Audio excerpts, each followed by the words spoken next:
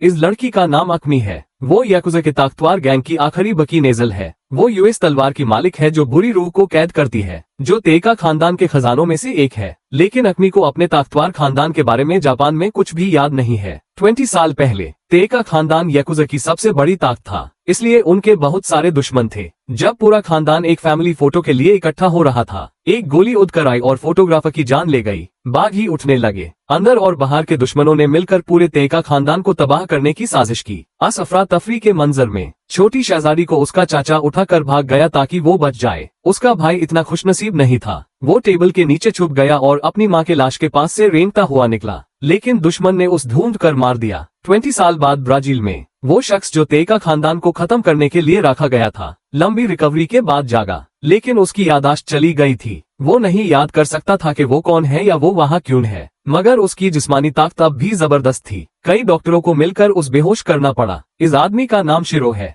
जब वो जागा, डॉक्टर ने 2 ऑफिसर्स को अंदर बुलाया और पूछो कि क्या यूसिस जापानीज तलवार के बारे में कुछ याद है, क्योंकि ये वही चीज थी जो वो बेहोशी में पकड़े हुए था। शिरो को लगा कि ये तलवार उसके लिए बहुत जानी पहचानी है, लेकिन वो सच में कुछ भी याद नहीं कर सका। अपनी पहचान की सच्चाई जानने के लिए शिरो ने सिरिंज तोड़ दी ताकि हैंडकफ्स खुल जाएं, और डॉक्टर के वहां न होने का फायदा उठाकर नंगा भाग गया। फिर वो बाथरूम में गया और एक बदनसीब नौजवान के कपड़े ले लिए। उसके बाद बाहर निकला और फायर अलार्म को मुक्का मारा। इस अफरा तफरी का फायदा उठाकर उसने अपनी तलवार वापस ली और हॉस्पिटल से भाग गया। रंग बिरंगी और भीड़ भाड़ वाली सड़कें शिरो के लिए बहुत अजनबी थी। रास्ते में वो एक गूंडों के गिरोह से टकरा गया। गूंडों ने उसे उकसाया, लेकिन उसका लड़ने का कोई इरादा नहीं था। शिरो ने अपने बचे हुए यादों को फॉलो किया और एक एंटीक शॉप तक पहुंचा जहां एक साया था जो उसकी तलवार के लिए फिट था। दुकान का मालिक शिरो से बहुत डर गया जब उसने पुरानी तलवार देखी, लेकिन फिर भी लालच में उसने कम दाम ऑफर किया ताकि वो खजाना हासिल कर सके। लेकिन शिरो वहां चीजें बेचने नहीं आया था, बल्कि तलवार की तारीख के बारे में पूछने आया था। थोड़ी सी तकलीफ देने के बाद बुढ़े दुकानदार ने मान लिया कि ये बहुत रेयर मुरमासा तलवार थी जो जापान के सबसे अच्छे तलवार बनाने वाले ने बनाई थी। ये अनोखी तलवार तेका खानदान की थी। शिरो को नहीं पता था कि ये उसके पास क्यों थी, लेकिन दुकानदार को एक आदमी का पता था जो एंटीक शॉप में तलवार के बारे में पूछने आता था। वो शख्स मार्शल आर्ट्स का उस्ताद टैकेशी था, जो गलती से अक्मी का उस्ताद भी था। शहजादी ने 20 साल तक जो तलवारबाजी सीखी वो उसी ने सिखाई थी। मास्टर टैकेशी ने अक्मी को बताया कि सालों पहले जब उसका खानदान नुकसान में था, उसके चाचा ने यूएस पर भरोसा किया और उसके पास भेजा ताकि वो नुकसान से बच जाए। वो यूएस जापान से ब्राजील ल गया। फ्लैट वो चाचा यहाँ उस ढूंढने के लिए आया है, लेकिन मास्टर नहीं चाहता कि वो उस दर्दनाक गुजरे वक्त को याद करे, इसलिए उसने चाचा का पता नहीं बताया। इस वक्त अकेमी ये जानने के सिवा कि उसका खानदान कत्ल हुआ था, अपने गुजरे हुए वक्त के बारे में कुछ भी याद नहीं करती। वो सिर्फ अपने मास्टर के बातों को मानती है, जो कि तलवारबाजी की मशक करना है ताकि वो एक सच्ची जंगजू बन जाए। और उसके पास एक जबरदस्त हरकत है जो जान छीनने वाली तलवार कहलाती है। वो चाचा जिसे मास्टर टैकेशी उससे छुपाना चाहता है, उसका नाम टैकाशी है। वो असल में अक्मी के बहुत करीब है। वो इस वक्त केनिची याकुजा गैंग का दूसरा सरदार है। यह गैंग तेका खानदान का कसम खाया हुआ दुश्मन है। इसका लीडर बॉस केनिची है और उसके 2 ताकतवर बाजू टैकाशी और कोजिरो है। टैकाशी के हाथ में इस वक्त सारी शोहरत और दौलत है। अगर कोई उसकी पोजीशन को खतरा बनने की कोशिश करेगा, वो उसे बुरी तरह सजा देगा। इस बदनसीब शख्स ने सजा से पहले टैकाशी को अहम मालूमात दी। उसने उसकी गुमशुदा भतीजी का पता लगाया था। टैकाशी का चेहरा तुरंत बदल गया। उसने अपने पास खड़े 2 आदमियों को सजा दी ताकि ये मालूमात राज रहे। वो सामने खड़े याकुजा को छोड़ देता, लेकिन क्योंकि वो कोजिरो का आदमी था, उसका दुश्मन, उसने उस सजा देकर डराना जरूरी समझा। गैंग के एक आदमी के कत्ल की वजह से टैकाशी को जल्दी हेडक्वार्टर्स बुलाया गया। वो वहां गया जहां उसके आदमियों ने अदब से झुककर सलाम किया और उसके साथ बॉस केनिची चलता था। कोजिरो बहुत गुस्से में था क्योंकि टैकाशी ने उसके आदमी की जान बगैर इजाजत ले ली। बॉस के सामने खड़े होकर टैकाशी ने समझाया कि अस हरामी ने सरकारी पैसों में घपला किया था, इसलिए उस सजा दी गई। अगर इससे बॉस केनिची को तकलीफ हुई तो टैकाशी अपनी एक उंगली काटने को तैयार था माफी के लिए, लेकिन केनिची यूएस पर बहुत भरोसा करता था और उसकी कदर करता था, इसलिए उसने इस बार टैकाशी को माफ कर दिया। इससे कोजिरो बहुत नाराज हुआ। शहजादी अक्मी की तरफ वापस आते हैं। तलवार की मशक के बाद वो शुगर की पार्ट टाइम दुकान पर काम करने गई ताकि रोजगार कमा सके। उसकी एक काली दोस्त भी है जिसका नाम लूसी है। दोनों ने कल बर्मे जाने का प्लान बनाया ताकि अक्मी का 21st बर्थडे मनाए। पार्ट टाइम काम खत्म करने के बाद अक्मी अकेले घर वापस आए। एक वक्त का ताकतवर खानदान अब सिर्फ उसके भटकने तक रह गया था। अगले दिन बर जाने से पहले अक्मी टैटू शॉप गई ताकि अपने खानदान का निशान अपने दाएं हाथ पर टैटू करवाए, लेकिन यूएस वक्त उसे यूएस टैटू का मतलब नहीं पता था। उसने सिर्फ अपने दादा के रुमाल पर ये देखा था, इसलिए वो इसे अपने हाथ पर बनवाना चाहती थी।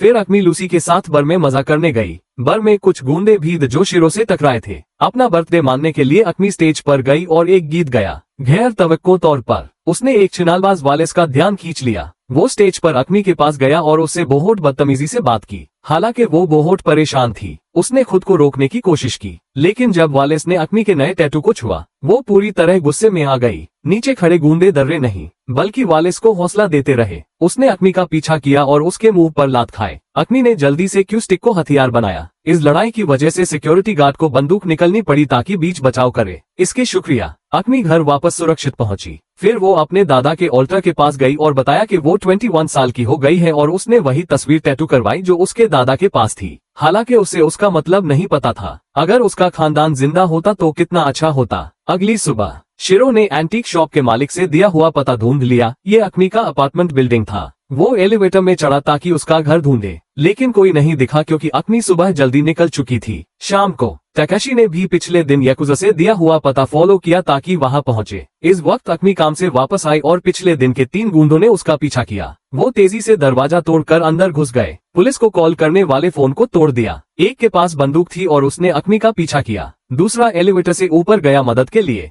जब वो वहां पहुंचा, उसने अक्मी की गर्दन पकड़ी और उस घर में जाने नहीं दिया। 3 लंबे आदमी घर में घुसकर एक लड़की को दबाने लगे, लेकिन अक्मी ने मौका पकड़कर जवाब दिया। फिर भी उनके साथ मिलकर काम करने की वजह से वो गिर गई। इस वक्त अक्मी ने शिरो को बेडरूम में छुपते हुए देखा। वो बाहर निकला और एक को काट दिया, फिर जल्दी से दूसरे को गिरा दिया, लेकिन वालिस के पास बंदूक थी। शिरो दरवाजे के पीछे छुप गया और कंधे में गोली लग गई। अक्मी ने तलवार उठाई और एक पाल के लिए उसके ताकतवर खानदान की यादें वापस आए। उसने वालिस का बाजू काट दिया। फिर वो और शिरो वहां से भाग गए। उस वक्त तकाशी पहुंचा और तीनों गुंडों को गोली मार दी। फिर शिरो और अक्मी के पीछे भागा, लेकिन वो छत पर चढ़ गए और तख्ते से अगले बिल्डिंग तक गए। आधे रास्ते में अक्मी फिसल गई और गिरते गिरते बची। शिरो भागा नहीं, बल्कि वहां रुका ताकि उस चढ़ने के लिए हिम्मत दे। तकाशी अब भी करीब था और दोनों पर गोली चलता रहा। वो गोदाम तक उनका पीछा किया और दोनों का निशान खो दिया। अचानक शिरो बाहर निकला और यूएस पर हमला किया, लेकिन तेज तलवार जल्दी से तकाशी ने गिरा दी। अक्मी ने तलवार उठाई और भाग गई। शिरो पीछे रुका और तकाशी को लोहे के पिलर की तरफ लात मारी और अक्मी के साथ नीचे भागा। तकाशी अचानक सामने आया, लेकिन सिर्फ शिरो को निशाना बनाया। अक्मी ने उसके साथ मिलकर यूज एलिवेटर में धक्का दिया और दरवाजा बैंड कर दिया। हालांकि तकाशी ने अपनी भतीजी का नाम बुलाया, वो कुछ भी याद नहीं कर सकी। इस जिंदगी और मौत के तजुर्बे के बाद दोनों ने जो अपनी यादाश्त खो चुके थे, ये टीएसवर किया कि दूसरा उनका साथी है। मुरमासा तलवार इसकी सबूत थी। शिरो ने भी खुद तलवार अक्मी को वापस दी। उसने उसके जख्म का इलाज किया, फिर कमरे में गई ताकि खानदान की बची हुई तस्वीरें ढूंढे। गैर तवक्को तौर पर तकाशी भी फैमिली फोटो में दिखा।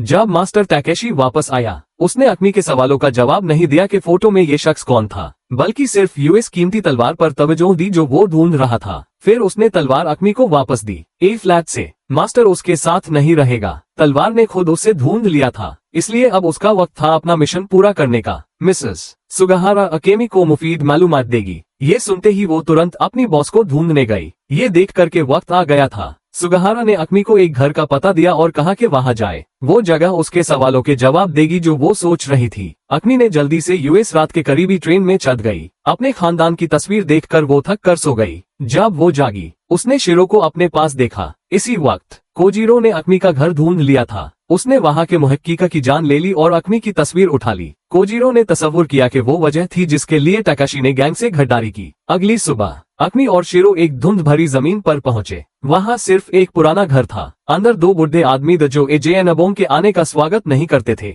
लेकिन जब उन्होंने मुरमासा तलवार पर निशान देखा, एक औरत अचानक सामने आई और अक्मी से कहा कि उसके साथ जाए। ऐसा लगा कि वो अब तक सिर्फ उसकी वापसी के इंतजार में जिंदा थे। 2 बुढ़े शिरो का स्वागत करने के लिए रुके। उन्होंने उस थोड़ी देर चेक किया, फिर अपने कपड़े उतारे ताकि अपने 10 साल पुराने टैटू दिखाएं। शिरो को 2 पुराने सिपाहियों ने बहुत मजेदार शराब दी, जिससे वो रुक नहीं सका, चाहे उससे पता था कि वो नशे में है। अक्मी की तरफ वापस आते हैं। यूज एक नामालूम मास्टर से मिलने ले जाया गया। उसने बताया कि तलवार पर फोन निशान तेका खानदान का निशान था। इसके अलावा उसने अक्मी के फैमिली फोटो में लोगों के बारे में कोई सवाल का जवाब नहीं दिया। अक्मी ने पूछने की कोशिश की, लेकिन औरत ने उस रोक दिया। वो उस नहाने के टब तक ले गई ताकि वो आराम कर सके। फिर उसके अपने कमरे में अक्मी हमेशा तलवार को करीब रखती थी क्योंकि उस बुरा एहसास हो रहा था कि कुछ बुरा होने वाला है। बाहर शिरो को 2 आदमी नामालूम मास्टर के पास घसीट रहे थे। मास्टर ने फैसला किया कि इस अजनबी से नहीं निपटेगा, बल्कि यूज अक्मी के लिए सबक बनने देगा। इस वक्त अकेमी सो नहीं सकी। जब वो परेशान थी, वो औरत दरवाजे के सामने खड़ी थी एक बरसाती रात में। उसने उसे एक बड़े कब्रिस्तान में ले गई, फिर अजीब जुमले बोले और चली गई। अग्नि को हजारों साल पुराने राजों को ढूंढने के लिए छोड़ दिया। उसने अपना डर दबाया और कब्रिस्तान में हर कब्र को देखा। थोड़ी देर बाद वो हैरान रह गई जब उसने बुद्धि औरत की कब्र देखी। फिर दो और कब्रें दो बुद्धों की थी। आखिर में उसने अपने दादा का आरामगाह ढूंढ लिया। स्टील के नीचे एक राज का कमरा था। अंदर खानदान का निशान एक अखबार में था जो तेका खानदान के कत्ल-ए-आम के बारे में था। अग्नि के टूटे हुए यादें अचानक वापस आए। उसने एहसास किया कि टैकाशी उसका चाचा था जो उसके बाबा के पास खड़ा था। अचानक टैकाशी पीछे से सामने आया। वो यहाँ सिर्फ अग्नि को बचाने के लिए आया था। इस वक्त उसने बताया कि सालों पहले जब खानदान को गड्डा कोजिरो ने कत्ल किया, उसने उसे उठाया और भाग गया। फिर केनिची के गैंग के लिए वफादारी का दिखावा किया ताकि अग्नि को छुप कर ढूंढ सके। इस वक्त कोजिरो के लोगों ने ढूंढ लिया और वहां आ गए। अग्नि ने टैकाशी पर एक बार भरोसा करने का फैसला किया। उन्होंने कब्रों को ढाल बनाया ताकि दुश्मन की नजर से गायब हो जाएं। फिर अचानक सामने आए और हर एक को मार दिया। इसी वक्त घर के अंदर शेरो जागा नामालूम मास्टर को कोजिरो ने पकड़ लिया और 3 पुराने सिपाही भी मार दिए गए। बुद्धि औरत ने अपनी आखिरी सांस से शेरो के लिए रास्ता बताया। उसने उसका चाकू मांगा और तुरंत रवाना हो गया। इस वक्त अग्नि 2 लोगों का सामना कर रही थी जो करीब आ रहे थे, लेकिन उनके पता लगने से पहले उसने 2 तलवारों से उन्हें मार दिया। टैकाशी ने दुश्मन पर गोली चलाई। गोलियों ने दोनों तरफ के बीच हंगामा शुरू कर दिया। 2 चाचा भतीजी ने एक दूसरे का साथ दिया ताकि दुश्मन की गोलियों से भाग सके। इधर नामालूम मास्टर को कोजिरो ने कत्ल के लिए बाहर निकला। मरने से पहले उसने कोजिरो को बदनाम किया कि वो एक बुजदिल था जो औरतों और बच्चों की तिजारत करता था, सामुराई के नाम के लायक नहीं। इस वक्त अग्नि और टैकाशी कार की तरफ भागे। कोजिरो के आदमियों ने कार को तबाह करने की कोशिश की लेकिन नाकाम रहे। अचानक शेरो बाहर निकला और उन्हें मार दिया। वो उन्हें रोकेगा ताकि 2 चाचा भतीजी भाग सके। अग्नि शेरो के कार में चढ़ने का इंतजार करना चाहती थी, लेकिन टैकाशी ने कहा कि वो गड्ढा है। जब वो एक सुरक्षित जगह पर पहुंचे, टैकाशी ने बकी सच बताया कि अग्नि के बाबा ने उसकी बात नहीं मानी, बल्कि गड्ढा कोजिरो पर भरोसा किया। उसने मौका पकड़कर बगावत की। तेका खानदान को अग्नि के पूरे चांद के दिन खत्म कर दिया। शेरो अन कातिलों में से एक था जिसे कोजिरो ने अग्नि को ढूंढने के लिए रखा था। ए फ्लैट के अग्नि वापस आए हैं। टैकाशी को बॉस केनिची के लिए वफादारी का नाटक करने की जरूरत नहीं थी। वो उसकी नई मालिक होगी। फिर दोनों ने ब्राजील वापस जाने का फैसला किया। खून का बदला खून से लेना है। बर में कोजिरो को ढूंढने से पहले अग्नि ने घर वापस जाने का चुना ताकि मास्टर टैकाशी से माइल, लेकिन अफसोस के वो मार दिया गया था। वो अपने मास्टर के लाश के पास बैठकर रोई। इस वक्त शेरो गुस्से के साथ वापस आया। अग्नि ने अपने मास्टर की लकड़ी की तलवार ली और उस ललकारा। शेरो ने समझाया कि उस गुजरे वक्त के बारे में कुछ याद नहीं था, इसलिए उस नहीं पता था कि वो उसका दुश्मन था। लेकिन अब वो अग्नि को नुकसान नहीं देना चाहता था। अग्नि ने नहीं सुना और शेरो पर जानलेवा वार करती रही। वो जवाब नहीं दिया ताकि उसके और उसके दादा के लिए कफारा दे सके। शेरो को अग्नि ने सख्त जख्मी किया। इस वक्त टैकाशी भी आया। वो बंदूक से शेरो को खत्म करना चाहता था, लेकिन अग्नि ने उस रोक दिया। बाहर कोजिरो के लोग आ रहे थे, इसलिए अग्नि चाहती थी कि वो शेरो से निपट ले। 2 चाचा भतीजी सीधा दुश्मन के घर में गए। उन्हें ब्राजील से निकलने के लिए हेलीकॉप्टर चाहिए था और सिर्फ कोजिरो के बर का छत ही इतना ऊंचा था कि हेलीकॉप्टर उतर सके। जैसे ही कोजिरो के आदमियों ने 2 चाचा भतीजी को देखा, उनका पीछा किया। उन्हें परवाह नहीं थी और वो सीधा छत के गार्ड से मिलने गए, लेकिन दोनों तरफ एक दूसरे के मकसद को समझ गए, इसलिए तुरंत लड़ाई शुरू हो गई। एक सख्त जंग के बाद 2 चाचा भतीजी अग्नि जीत गए। बाहर वालों ने देखा कि उनका मुकाबला मुश्किल है और उन्हें छोड़ना पड़ा। 2 चाचा भतीजी अभी बिल्डिंग के छत पर चढ़े हाय के कोजिरो के फौज भी अंदर घुस आए। शेरो पकड़ा गया और बंधा गया। टैकाशी ने याकुजा बॉस के इज्जत को बचाने के लिए आगे बढ़ा और कोजिरो से 1-2-1 लड़ना चाहता था, लेकिन उसने गंदा खेल खेला और तलवार से हमला किया। टैकाशी को एक बार टांग में और एक बार पेट में छुरा घोंपा, फिर भी उसने दर्द बर्दाश्त किया। अपनी तलवार निकली और गिर गया। अग्नि बहुत गुस्से में थी, लेकिन केनिची को नहीं पता था कि वो मौत के देवता के गुस्से का सामना कर रहा था, इसलिए वो अब भी गुरूर में था और अग्नि को सिर्फ एक हारी हुई शहजादी कहकर मजाक उड़ाया।